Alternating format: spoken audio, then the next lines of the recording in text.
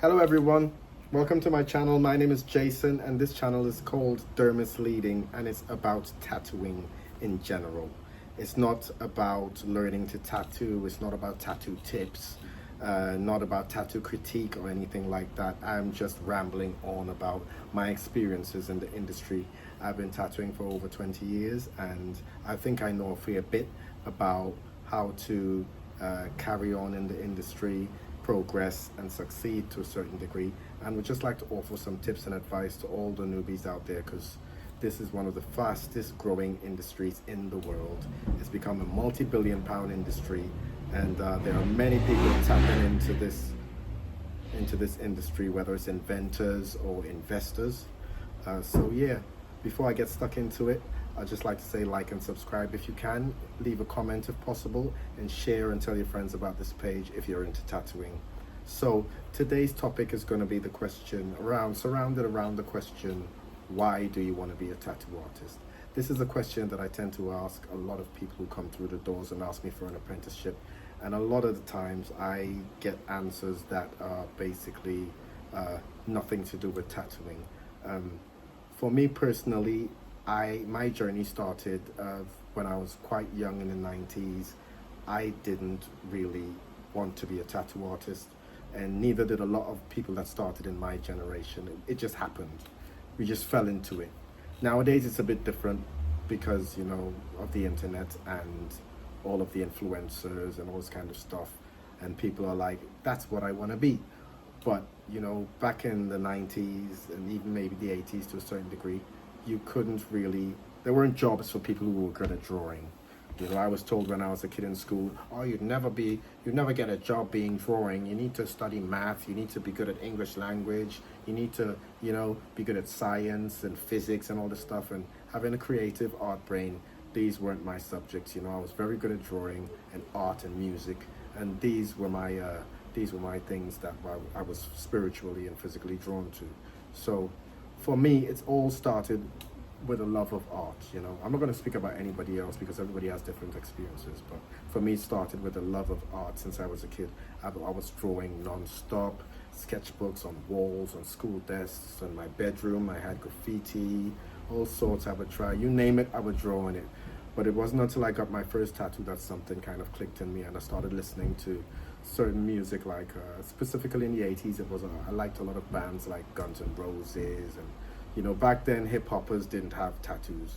Tattoos was a predominantly white thing, you know, so I was kind of drawn to bands like Guns N' Roses, Motley Crue, all these guys, you know, and they had little tattoos. And my mom had a mechanic named Teddy. Teddy had a little anchor right there, and this thing fascinated me. I wondered, how the hell did that get into his skin? You mean you can actually draw onto skin? You know, I couldn't believe that, you know, but I didn't think of it as a career as such, you know. I didn't, not at all. I was more trying to be pushed into the direction by my mom into music, or into, like, you know, trying to do something a bit more like accounting like she does and stuff like that, but I was not good with figures, so there went that dream. So I came to England to study, the UK, to study art, and it went from there, and it rolled on from there. You know, I had my kids quite young, 24, 23. I had my daughter, and I was in university at the time, so I had to drop out of university to take care of her, because that's what you do. You know, you put your family first, and you have to put food on the table, and university wasn't doing that. So I had to leave uni and find a job, and this job had nothing to do with art. I was basically a cleaner. And yeah, I basically saw an episode of London Ink one day. This was an old school show. Many people nowadays don't even know it existed. It had Dan Gold and Louis Malloy and what was the girl's name? I can't remember her name. She runs a tattoo studio in Camden called Love Hate. Nicole Lowe, that was her name.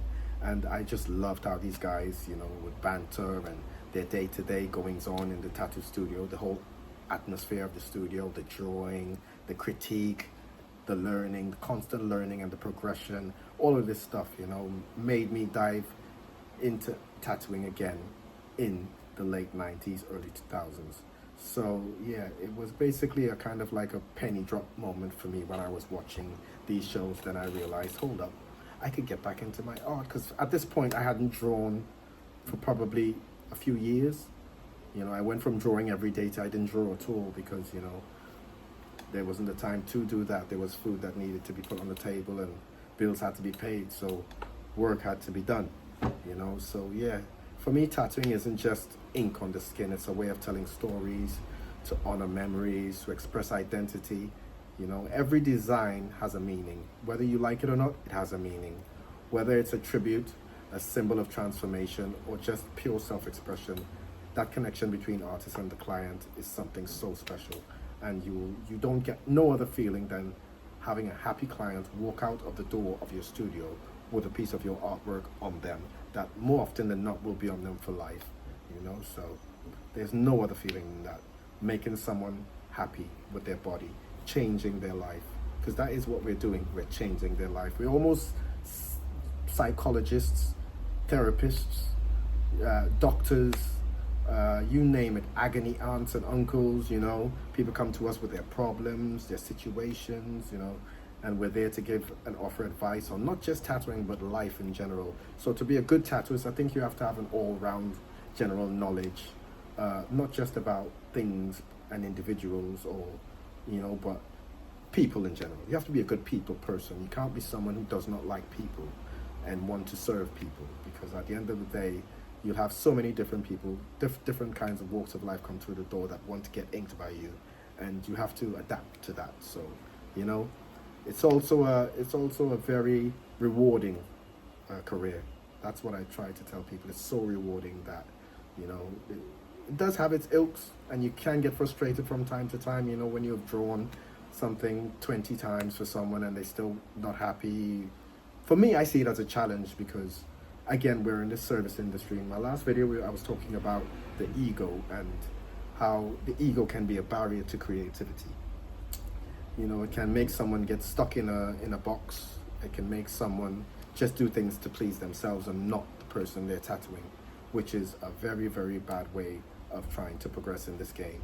You know, we're here to serve, so we have to remember that. I also love the technical challenge. Tattooing isn't just like drawing on paper. You know, you're drawing on the skin, and skin moves. You have different types of skin. You have different races of people that would want to get tattooed by you. You have black people, you have Asian, you have Chinese, Japanese, you know. Sun-kissed skin can be quite difficult to tattoo, and people get very amazed when I say to them that really pale people can be quite hard to tattoo at times. You know, you want in between pale and in between black, it's that perfect golden skin that you want, because it makes the work so easy, and the ink just sits in the skin, and it just ends up being a dream of a tattoo, you know. So you have to be precise, confident, and constantly improve, you know. That pressure excites me. I want to master my craft and earn the trust that comes with it, so I tend to work hard. I constantly am looking at other tattoo artists, how they have progressed, people that I looked up to in the past, people I look up to now, how, you know, tattoo art has changed. It has changed from from the 70s, 80s, 90s to now. Things have changed a lot. So many styles have come and gone. So it's always wise to try and pick a style that you think would last in the skin, and always think about 5 years time, in 10 years time, what would your tattoo look like, you know?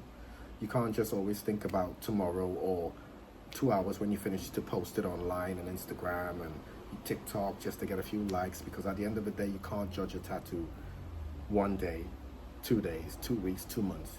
You have to give it some time before you can actually see how it settles into the skin and how you want it to look. You almost have to be almost like a future teller, to a Doctor Who kind of type figure, to say, well, this is how it's going to look in 6 months time, this is how it's going to look in a year's time, you know. And that only comes with experience. That doesn't come with just the basic knowledge of tattooing. You have to be tattooing for a while before you can say, well, I know how this style is going to look in the skin. And it takes a lot of insight, foresight, and hindsight. So let's just look at it that way, you know. I'm not just into this for the art. I want to build a career, and I want to leave my mark. Literally, I want to leave my mark when I'm gone. and I've left this planet. You know, there will be people walking around.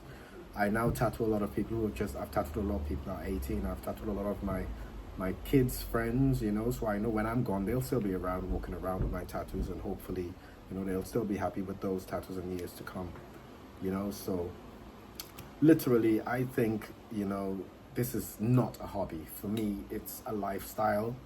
You know, we have to get that across, that this is a lifestyle. This is not something you can pick up as a side hustle. It's not something you can pick up just for fun. It's not something you can just do with your friends. This is a lifestyle that requires a lot of dedication and commitment. So just like we say to our clients, there'll be no drinking the night before. You know, it's the same for us. We don't go out partying before we have a date, a long session the day after, or, well, some of us do. I personally tend to be a bit more disciplined, because I know for a fact that when you go partying and you do drugs or whatever it is you're into, and then you try to tattoo after, it can affect the outcome of the tattoo. And you want to put your best work out there. So you want to do all the little fine details. Just like a beautiful painting is made up of loads of fine details, life is the same way. You want to put all those fine details into your life so that you can create the best tattoo that you can, you know. So that's why I wanted to be a tattoo artist, was to leave my legacy, was to make people happy, and also to express myself, and also to help other people express themselves. That was one of the reasons why I got into it, you know. So if you are new to this, all I can say to you is, if you are into it for likes and to get a following, or to make money, or all these types of, you know, external things, mundane things, then I'm going to be frank with you and say you're not going to last very long. There will be a point where you just get sick of it all, and you probably return to your desk job, or you probably pick up something else. So going back to what I first said, I didn't want to be a tattooist. It was not something I said, oh, I'm going to be a tattooist when I grow up. No, I didn't. It just fell into my lap. I just tripped and fell into tattooing. And now, you know, all these years later, I'm still doing it. So for all those people who are looking for apprenticeships, or who are in the middle of an apprenticeship, all I can say to you is just keep going. And in your heart of hearts, if you feel like you're going to be doing this in 10, 20, 30 years, stick with it, because it does pay well, and you will be rewarded when you do good work, and you progress, and you look back at year 1 and you're on year 5. You would laugh at some of your tattoos, and so you should look back at some of your stuff and be like, did I do that? Because progression is a must. Okay, so with that one, I'd just like to say thanks for watching. I hope I got my ramble across, and I'll probably see you in the next one. Don't forget to like and subscribe and share and leave a comment if you can, okay? Please. And yeah, I'll see you in my next video. Jason, out. Peace.